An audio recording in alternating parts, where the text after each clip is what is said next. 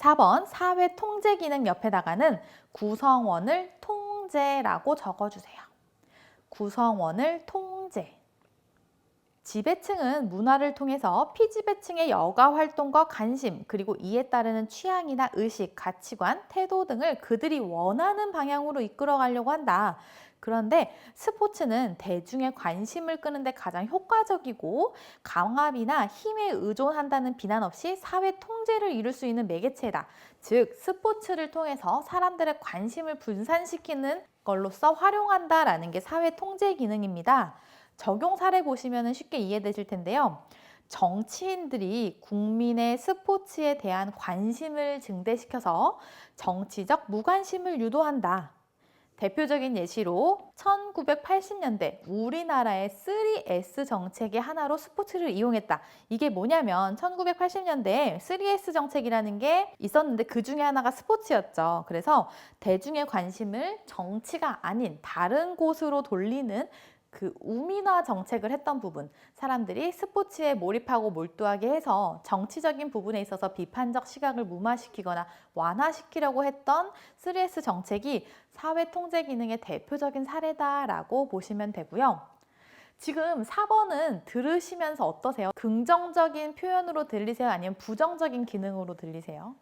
좀 부정적이죠. 그렇게 좀 파악을 해보시면 되고요. 5번 보시면 신체 소외라 그래서 신체 소외가 뭐지? 라고 봤을 때 신체가 소외된다. 즉 신체는 돈을 벌기 위한 도구로만 인식되고 기록 경신이나 승리를 위한 도구로 전락된다. 즉 신체가 목적을 위한 수단이 되면서 신체를 소외시킨다라고 보시면 돼요. 신체 활동 자체를 추구하기보다는 신체 활동을 통해 산출되는 결과물에 집착하는 것이 신체 소외다라고 보시면 되고요.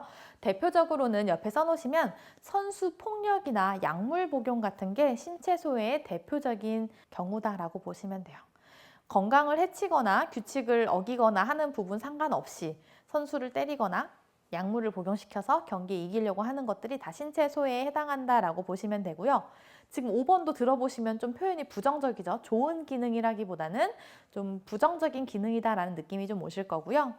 6번 과도한 상업주의라 그래서 스포츠는 점점 더 상업화되어 있고 그러다 보니까 경제와의 관련성도 되게 커요. 그 부분도 뒤에서 보실 텐데 그렇게 스포츠가 상업화되다 보니까 스포츠를 하나의 상품으로 인식하고 과도한 상업주의가 되는 부분이 6번입니다.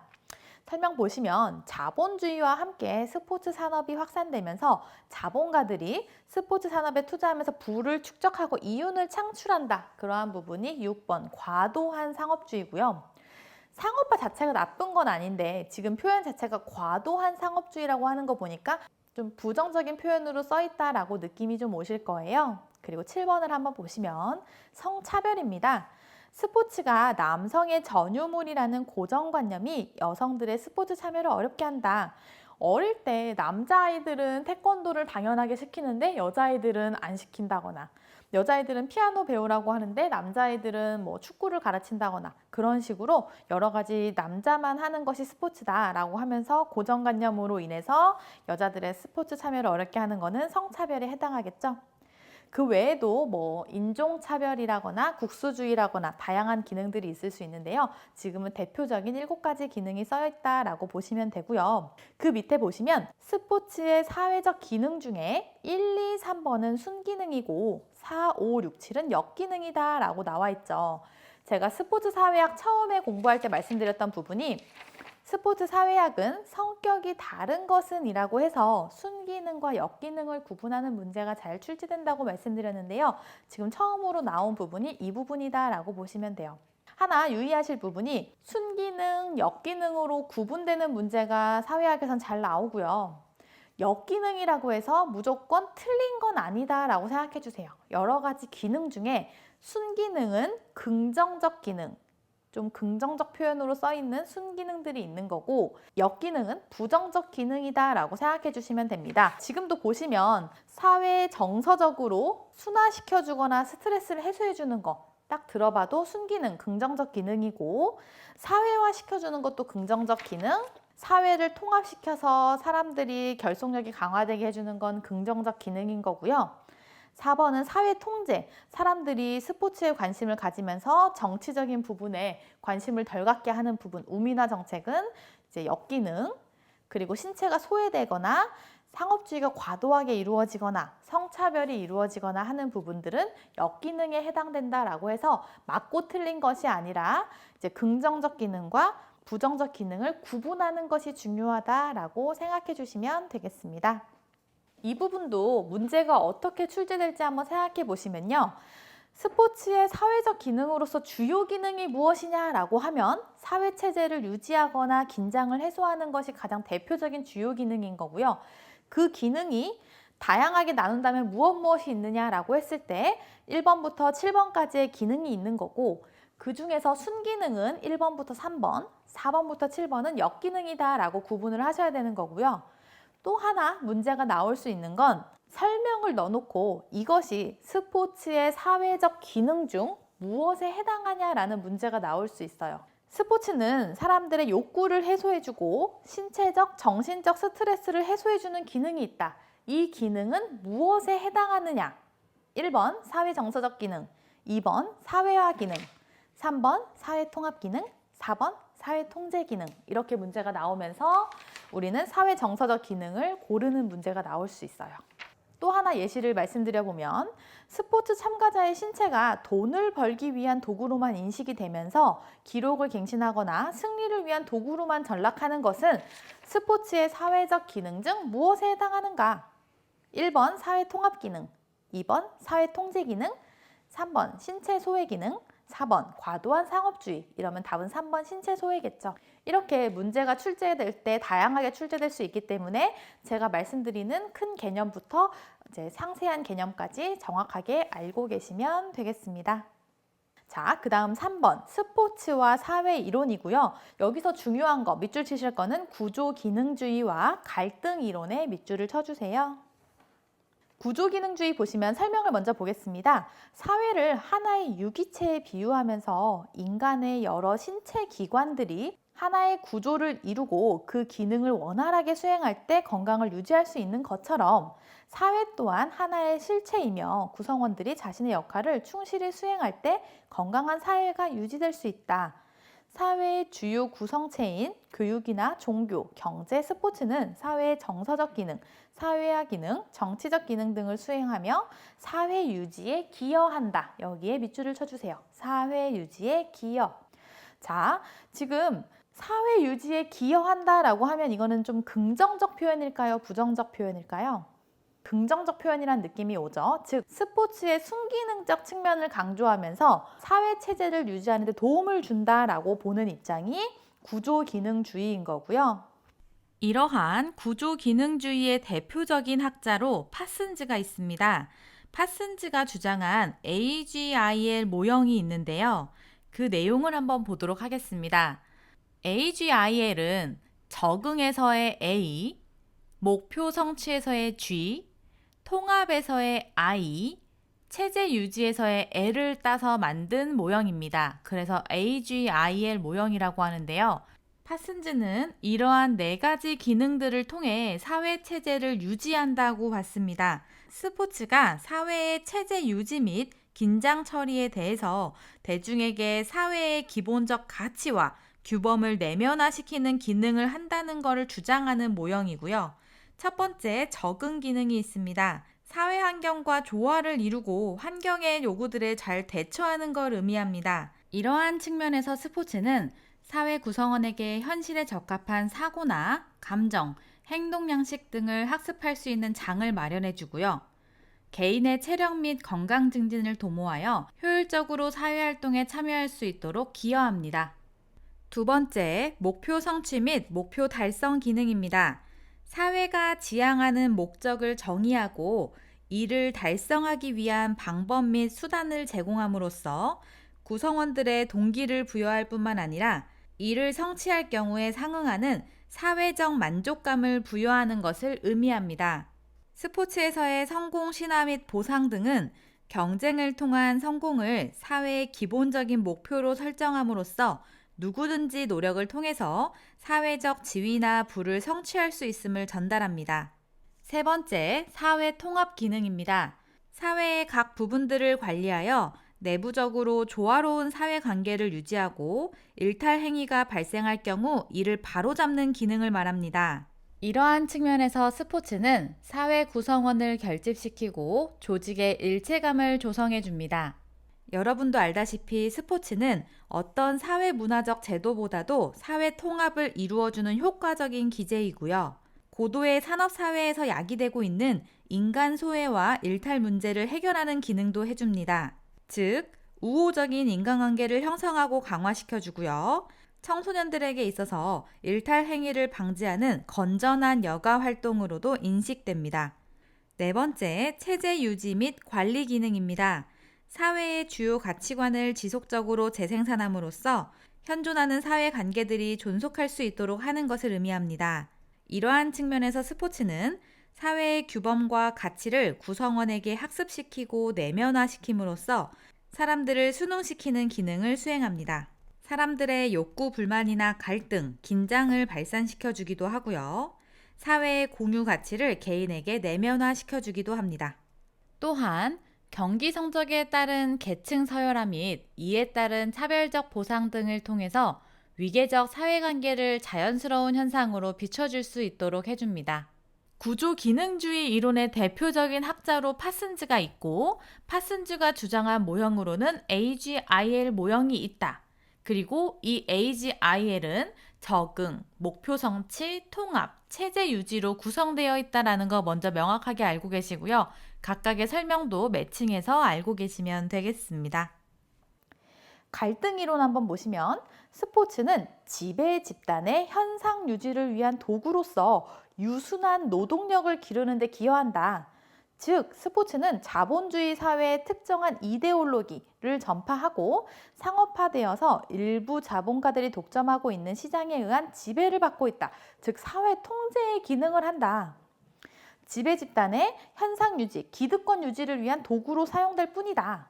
라고 보는 것은 부정적 입장을 보여주고 있는 거기 때문에 스포츠의 역기능 측면을 강조하는 부분이 갈등 이론이다 라고 구분을 해주시면 돼요.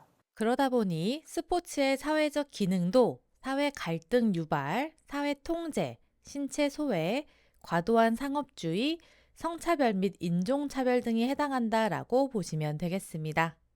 책에 있는 표현을 보시면 지배계급은 피지배계급을 억압하고 착취한다. 재화의 불평등한 분배는 사회의 본질적 속성이다. 스포츠는 일부 지배계급에 의해 그들의 이익을 증대시키는 데 이용된다. 이러한 표현은 다 갈등 이론에 대한 표현이고요. 밑줄 쳐놓으신다고 하면 동그라미 1번의 지배계급, 피지배계급, 억압, 착취, 동그라미 2번에 불평등한 분배, 동그라미 3번에 일부 지배계급, 이익 증대, 이러한 표현에 밑줄을 쳐주세요. 구조기능주의나 갈등 이론을 상세하게 들어가면 끝이 없는데요. 그냥 여러분은 간단한 개념만 보시면 될 것 같아요. 구조기능주의는 스포츠가 사회 유지에 기여한다. 사회 체제 유지를 도움을 준다. 이렇게 보는 순기능적 측면을 강조하는 게 구조기능주의. 지배 집단의 현상 유지, 기득권 유지를 위해서 사용될 뿐이다. 유순한 노동력을 기르려고 할 뿐이다. 사회를 통제하는, 지배하는 기능이 있다라고 보는 부정적 측면, 역기능적 측면을 강조하는 것이 갈등 이론이다라고 두 입장을 구분만 해주시면 되겠습니다. 그 다음으로 비판 이론입니다. 비판 이론은 자본주의의 사회적 모순을 비판하면서 정통 마르크스주의에 의한 인간 해방의 개념을 재구성하는 데 관심을 두고 있습니다. 비판 이론에서의 비판이란 어떠한 특징을 판단하고 가치를 재평가하는 것을 의미하는데요. 동그라미 1번, 자본주의의 사회적 모순에 관한 비판부터 보도록 하겠습니다. 자본주의 사회에서 관료 집단이나 정치 체계의 합리성은 증대되었으나 자유와 인간성은 더욱 억압되었다고 보았고요. 자본주의의 사회적 모순을 도구적 이성에서 비롯된 것이라고 비판하였습니다. 이러한 자본주의 체제의 도구적 이성을 타파할 수 있는 것으로 실천적이고 비판적인 이성을 강조했습니다. 실천적이고 비판적인 이성에 밑줄을 쳐주세요. 동그라미 2번, 비판 이론은 정통 마르크스주의에 의한 인간 해방의 개념을 재구성하였습니다. 근대사회의 문화 형태는 자본주의적 경제관계의 산물에 불과하다는 마르크스적 인식을 부정하고 문화의 사회성과 자율성 문제에 주목하였고요. 법이나 정치, 예술, 종교 등 마르크스주의에 있어 경제적 요인에 의해 좌우되는 것으로 여겨지던 문화 영역은 사실 이데올로기로 작용하면서 기존의 계급 위치를 더욱 강화할 뿐만 아니라 개인의 자유와 인간성을 억압한다고 보았습니다. 갈등 이론의 경우에는 사회적인 권력이 생산수단의 소유라는 경제적 측면에서 발생한다고 본다면 비판 이론은 문화, 즉 이데올로기에서 온다고 보았습니다. 비판 이론은 사회를 이데올로기에 의해 구성되는 실체라고 생각하였습니다. 비판 이론에 대한 설명 마지막에서 두 번째 줄 이데올로기에도 밑줄을 쳐주세요. 그리고 상징적 상호작용론은 상호작용한다라는 그 제목 자체에도 있듯이 과정을 중시하면서 인간의 상호작용에 초점을 맞춘다. 인간의 상호작용에 밑줄을 쳐주시고요. 끝에 미시적 이론이다 밑줄을 쳐주세요. 그 밑에도 개인의 행동이나 사고 그 부분에 밑줄을 쳐주세요. 개인의 행동이나 사고는 사회의 영향을 받는 동시에 사회를 구성하고 변화시키는 역할을 한다. 즉, 이 이론은 인간의 상호작용에 초점을 맞추고 있고 개인적인 부분을 더 연구하는 부분이다라고 보면 됩니다. 그래서 이 상징적 상호작용론은 끝에 미시적 이론이라고 나와 있었죠. 우리 아까 연구 볼 때 미시적인 부분과 거시적인 부분을 봤을 때 작게 보고 부분적인 부분을 집중해서 보는 게 미시적. 그렇기 때문에 상징적 상호작용론도 인간의 상호작용이나 개인적인 부분을 중심으로 보다 보니까 미시적 이론인 거고요. 구조 기능주의나 갈등 이론은 사회가 개인의 사고를 결정한다. 사회 전체적인 구조를 입장에서 보는 거다 보니까 구조 기능주의와 갈등 이론은 거시적 이론이다라고 생각해 주세요. 마지막으로 교환 이론입니다. 교환 이론은 비용과 보상을 바탕으로 인간의 상호작용을 설명하는 미시적 이론입니다. 교환 이론은 개인의 사회적 관계에 관심을 가지고 인간의 상호작용을 설명하고자 하였습니다. 어떤 것이든 교환이 되는 것이 있어야 상호작용이 지속될 수 있고 교환되는 것이 없어진다면 상호작용도 중단된다고 보았습니다. 이렇게 개인의 사회적 관계에 초점을 두고 비용과 보상을 바탕으로 하는 인간의 상호작용을 설명하는 이론이 교환 이론입니다. 상징적 상호작용론과 같이 인간의 상호작용에 초점을 두고 있다 보니 미시적 이론이라는 거 알고 계시면 되겠습니다. 총 5가지의 이론을 공부하였는데요. 이론에 대한 설명을 보고 어떤 이론에 대한 설명인지 매칭을 잘 해서 알고 계시면 되겠습니다. 자, 여러분 여기까지가 1단원이에요. 어때요? 여러분들이 가끔 그런 얘기를 해주세요. 성PT 책은 좀 너무 내용이 적은 것 같아요. 이것만 봐도 합격할 수 있을까요? 라는 질문을 많이 하시는데요. 합격하실 수 있으세요. 분명히 말씀드리지만 합격하실 수 있으세요. 왜냐하면 저희 책 자체가 다른 책에 비해 내용이 적게 느껴지실 수 있지만 그거는 시험에 나오는 내용 자체가 적게 포함된 게 아니라요. 여러분이 꼭 공부하셔야 되는 내용을 더 정확하게 자세하게 잘 들어있다고 생각하시면 돼요. 그래서 저희 책만 제대로 보시면 충분히 합격 가능하시고요. 그거는 지금까지 시험 결과로 저희가 보여드렸던 부분이에요. 당연히 다른 책이나 그런 전공책을 더 많이 보시는 걸 말리진 않아요. 하지만 시험에 가장 중요한 내용, 필요한 내용 위주로 책에 넣어놨기 때문에 저희 책을 먼저 완벽하게 공부를 하시고 다른 책을 더 추가로 보시는 건 상관이 없지만 저희는 이 책 하나로도 충분히 합격 가능하다라고 말씀을 드리는 거고요. 단순하게 뭐 이런 표현이네 하고 읽고 지나가시는 것보다는 제가 지금 1단원을 굉장히 상세하게 얘기해 드렸듯이 이렇게 표현 하나하나를 이해하시면서 문제가 어떻게 출제되는지 제가 말씀드린 경향에 있어서 파악을 해보시면서 잘 따라오시면 될 것 같습니다. 강의를 들었다고 끝이 아니라 지금 강의 들은 내용, 필기한 내용을 바탕으로 개인 복습을 꼭 해주셔야 하는 거고요. 그렇게 한 단원 공부를 다 하고 나시면 과목 공부가 다 끝나시면 스포츠 사회학 기출문제를 풀어보시게 되실 거고요. 스포츠 사회학 기출문제를 풀어보시고 난 다음에 꼭 기출해설 강의를 들으시는 거예요. 기출해설 강의를 문제 풀지 않고 단순히 들으시면 그게 큰 의미가 없어요. 왜냐하면 기출에서는 문제 푸는 팁도 있지만 여러분이 공부를 하셨음에도 문제를 풀었을 때 내가 공부한 문제에서 나온 문제를 틀리실 수도 있어요.